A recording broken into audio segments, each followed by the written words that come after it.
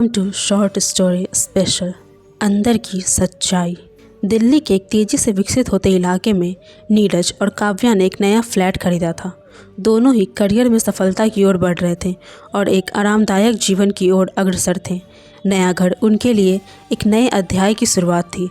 Apartment का सारा माहौल आधुनिक था, कांच की दीवारें, स्टाइलिस्ट फर्नीचर और हर सुविधा से भरपूर। पहली रात जब वे नए घर में ठहरे, सब कुछ नॉर्मल था, लेकिन अगले कुछ दिनों में अजीब घटनाएं घटने लगी।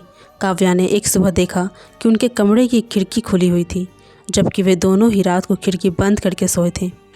नीरज ने इसे सिर्फ एक भूल का परिणाम बताया, लेकिन काव्या को यह नॉर्मल नहीं लग रहा था। दिन बीतते गए और अजीब घटनाएं बढ़ने लगी।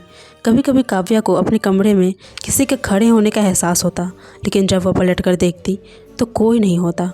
रात के समय हल्की सी आवाज़ें सुनाई देती, जैसे कोई चुपके से खिसक रहा हो या खिड़की से कोई बाहर देख रहा हो। नीरज ने शुरू में इसे काव्या का डर समझा, लेकिन एक रात खुद नीरज को भी अजीब महसूस हुआ। वह अकेला घर में था जब अचानक उसे किसी के भारी कदमों की आवाज़ सुनाई दी। वह डर के मारे बिस्तर से उठा, लेकिन कुछ नहीं पाया। फिर एक दिन काव्या ने एक पुरानी तस्वीर देखी जो फ्लैट के पिछले मालिकों से जुड़ी थी। तस्वीर में एक महिला और एक पुरुष थे जो एकदम खुश नज़र आ रहे थे। काव्या ने यह तस्वीर नीरज को दिखाई और पूछा, क्या तुम जानते हो ये लोग कौन हैं? नीरज ने तस्वीर को देखा और कहा, ये तो शायद पिछले मालिक होंगे।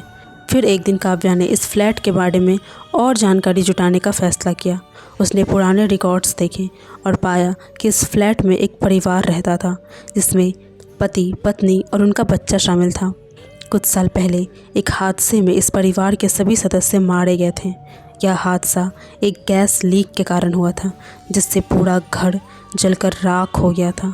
इस खुलासे के बाद काव्या और नीरज दोनों को समझ आ गया कि शायद उन घटनाओं का कोई न कोई कारण है। शायद यह फ्लैट अपने पिछले मालिकों की यादों से जुड़ा हुआ था। काव्या ने एक पंडित को बुलाया, जिन्होंने घर में हवन और पूजा की। धीरे धीरे घर में अजीब घटनाएं रुक गई और वे दोनों शांति से रहने लगे।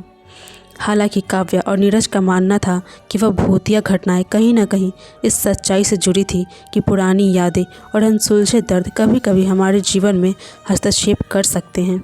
अगर आपको इसी प्रकार की शॉर्ट स्टोरी देखना पसंद है तो हमारे चैनल पर बने रहें और इस चैनल को सब्सक्राइब कर लें